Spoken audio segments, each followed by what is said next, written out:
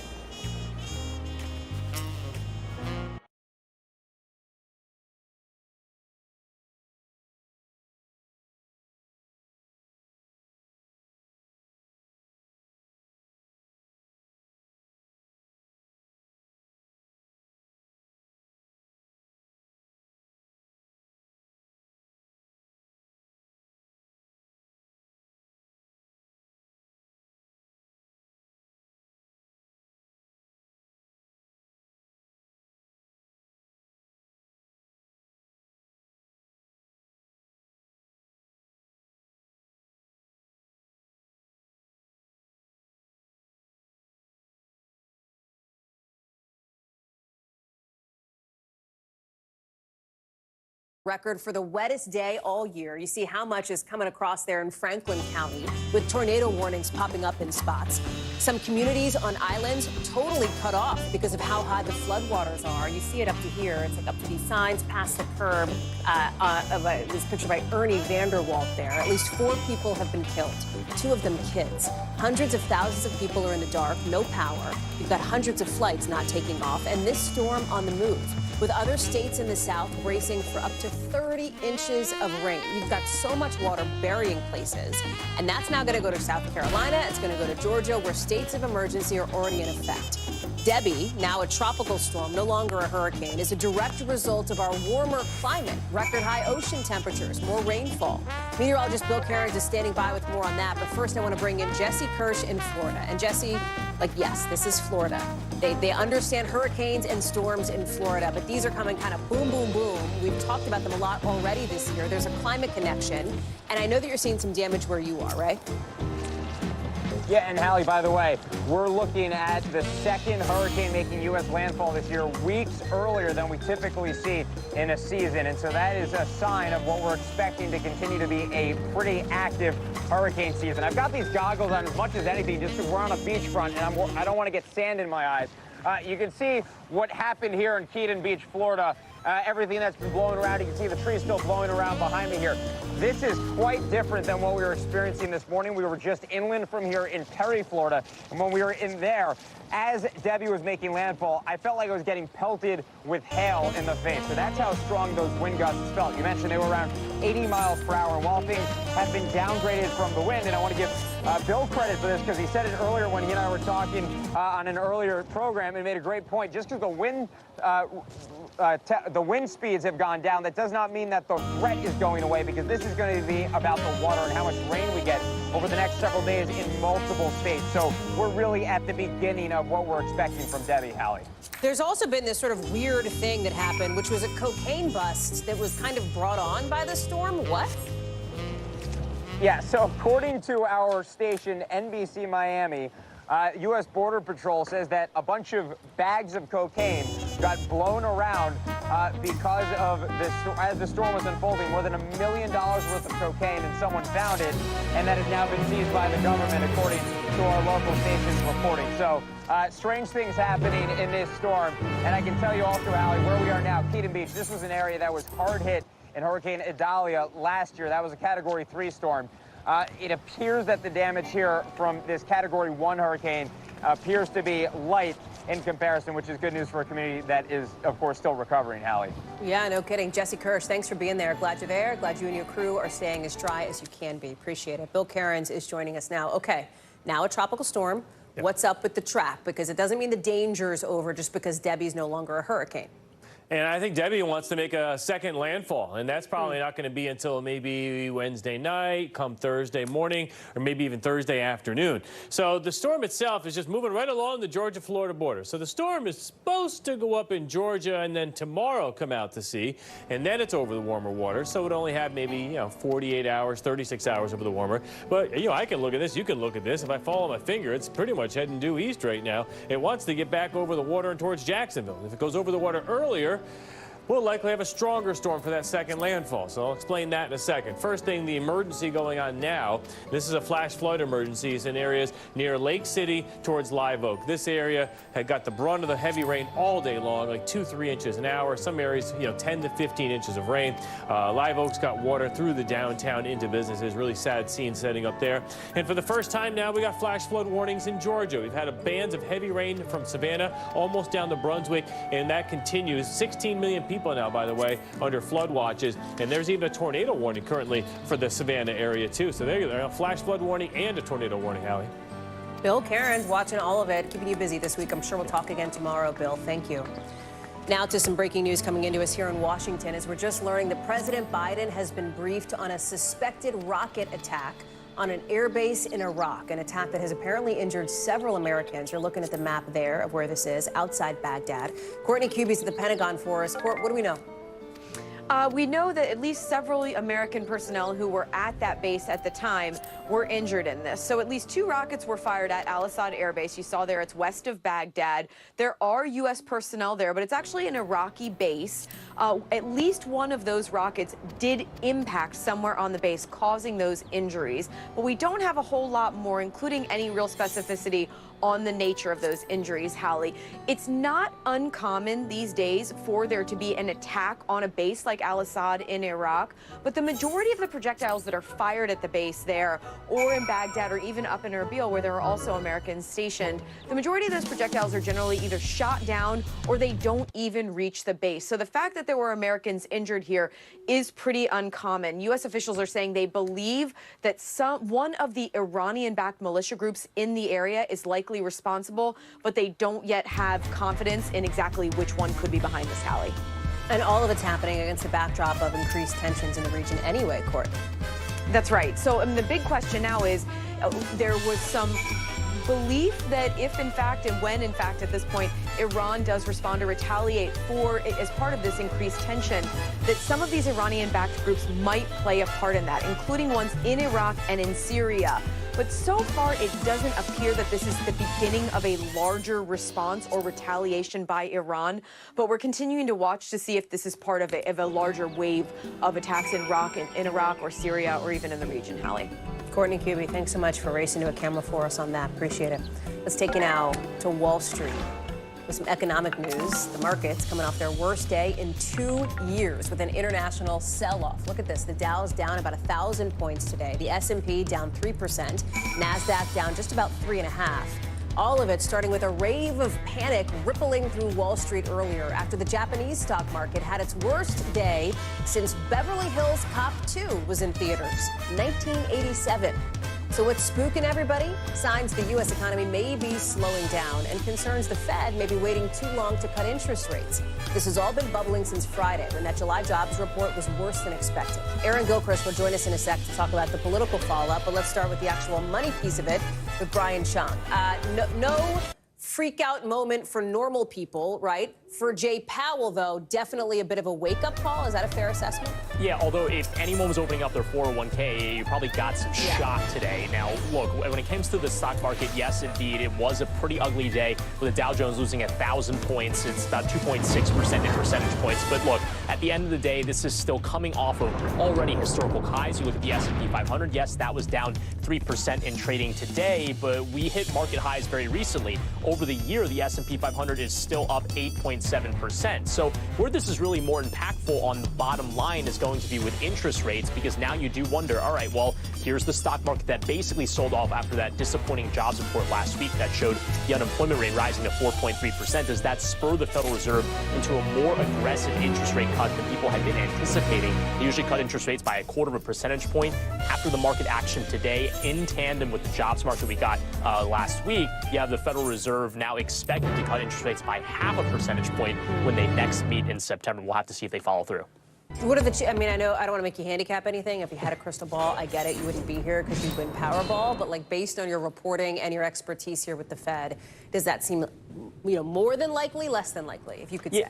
Well, I mean, here's the challenge, right? It's September 18th. A lot of things can happen between now and then. And when I talk about a lot of those things, I'm thinking about 2 specific reports. One is the inflation report, also called the CPI, which is going to come out next Wednesday. And then the other one is going to be another jobs report that comes out the first week of September. So those are going to be the 2 North Stars, if you will, that the Federal Reserve will be looking at. If both of those numbers come in weak, let's say, for example, you have inflation that gets, looks a little better and a jobs report that looks even worse than the last one did, then you might have even more strong pricing chances that the Federal Reserve will cut that aggressively, Allie.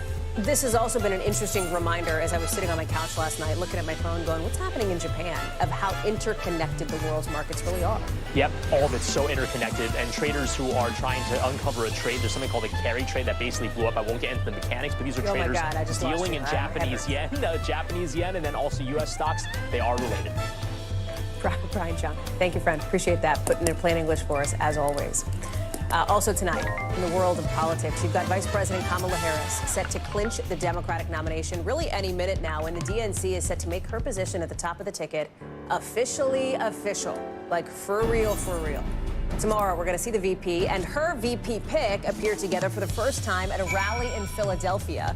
They're going to formally announce the ticket sometime beforehand, according to a couple of sources familiar, but exact timing is TBD. And the person, the human being, still TBD as well. Could it be the guy on your left, Josh Shapiro of Pennsylvania? Maybe. Could it be the guy on your right, Tim Walz of Minnesota? Maybe. Could it be somebody else like Andy Beshear of Kentucky? Maybe. With her campaign, Harris's campaign, saying in just the last little bit, she still hasn't decided yet. They're like, hey, everybody, we get it. It's interesting, but still no decision. Tomorrow's going to be a big moment in a big week, a big couple of weeks for the Harris camp. She and her running mate are set to hit the ground running on a 7-state battleground blitz. J.D. Vance will also be in Philly tomorrow. He's got a speech of his own and looking to hit some of those key battlegrounds, trying to counter-program. It's a lot to watch out for in the next 24 hours. And we've got team coverage. Vaughn Hilliard covering all things Trump for us. But let's start with Aaron Gilchrist near the White House. Next 24 hours are going to be critical. We heard from the Harris camp that they're like, she hasn't made a decision yet, but the clock is ticking because the expectation from folks you and our team are talking to is that we will know by the time we come on the air, presumably tomorrow. Yeah, you're absolutely right. We expect that decision to be coming down at some point tomorrow, likely earlier in the day rather than later, because we know there's also this event that Vice President Harris and her running mate will hold in Philadelphia to announce this new team that the Democrats are going to be putting forward for the election in November. You're looking at some of the people who met with Vice President Harris just yesterday here in Washington. They went to her house at the Naval Observatory here to talk with her. We know that from sources that the vice president has said it's very important that whoever she chooses be a person who demonstrates competence, who shares some of her core values, and someone that she has good chemistry with. So her being able to sit down and talk to these men is something that was really important for her. I think it's worth noting, as you did, Hallie, that there have been some reports that the process is complete, that the vice president has chosen a running mate. This is a campaign that is a very tight ship, if you will, and I'm told that that is how the vice president always runs things. She wants this to be a very disciplined process. Her campaign spokesperson saying on Twitter, no, she has not made a choice as of yet. That's in the last hour or so, Hallie. There's also a list of very specific things that she's been looking for, right? I mean, somebody who is going to complement but not overshadow her, for example, somebody who can be that sort of more traditional bulldog role as a VP and be kind of on attack. Yeah, you're absolutely right. Those are some of the qualities that sources are telling us were really important for Vice President Harris, or are really important for her as she goes through this process, trying to figure out who it is that she's going to tap to be her number two. A source familiar saying that she wants somebody who can really reach out and appeal to that small group of voters who may still be undecided about whom they want to vote, for whom they want to vote in November. She also wants someone who might appeal to an audience that President Biden, for example, may have been more appealing to than she is, perhaps to older voters, older white male voters in particular. And so these are all qualities that the vice president is trying to consider moving forward. When she hits the ground this week with this running mate and hits these states, with the exception of Georgia now, because of the storms moving through there, she's going to want somebody that she can put up as a person who will be a partner in governing, who can help her to win the election, obviously, but also help her to govern should she win in November, Hallie. And obviously the economy, we just talked about it with Brian Chung, a huge issue in this campaign, in this race, and again today, a lot of focus there. Yeah, you're absolutely right. The Trump campaign has been really trying to hit the Biden administration and Vice President Harris in particular over the movement that we saw with the stock market today. Former President Trump had claimed responsibility for a booming economy earlier in the year, but today he talked about the Kamala crash, is the term he used, saying that Trump cash is the alternative, and that's what he wants voters to be thinking about as they head to the polls in November, Hallie. Aaron Gilchrist, live for us outside the White House. Thank you. Let's take you to Vaughn Hilliard now, who's been covering the Trump campaign. Vaughn, it's good to see you again, friend. Let's talk about this counter-programming push here, coming from J.D. Vance, looking to, quote-unquote, bracket, in other words, show up in some of the same spots or near the same spots that Kamala Harris and her yet-to-be-announced running mate are going to visit this week. That's right. And look, at J.D. Vance is making these stops in Michigan, Wisconsin, and Pennsylvania. Well, Donald Trump, notably, is at his Mar-a-Lago club. He does not have another campaign rally until this next Friday night in Bozeman, Montana, where there is a major Senate race there where the Republicans are hoping to pick up. But, of course, there is little reason to believe that Donald Trump is not going to win the state of Montana. It's not one of those 7 battleground states that Kamala Harris and her soon-to-be running mate were scheduled to go into at the beginning of this week here. But J.D. Vance, this is part of the role that he's going to play on this ticket. And when we're talking about vice presidential running mates, not only are there political ramifications that J.D. Vance could have in at least providing some counter-programming, especially when you're tuning into local news there that are undoubtedly going to be airing parts of the Kamala Harris VP running mates rallies, but also it really is a moment here for Donald Trump and for J.D. Vance to reconfigure and reposition themselves, knowing that they are now facing a different top of the ticket than they initially intended. Just earlier today, Donald Trump sat down with a YouTube streamer at Mar-a-Lago in which he said that he had been planning this whole time to face Joe Biden. Now they have to figure out how they are going to frame Kamala Harris and how they're going to run against her ahead of the Democratic convention here just 2 weeks from now. Talk through something else that has happened over the course of the afternoon here as it relates to something going down in Arizona and that so-called fake electors scheme. Because interestingly, somebody who is fairly high profile, former President Trump, that's Jenna Ellis, is now saying, we've learned from court documents, she's going to flip, essentially. She's not saying that publicly, but apparently she will be cooperating with prosecutors. What does this mean? Right. All of this is looming over the Trump campaign here.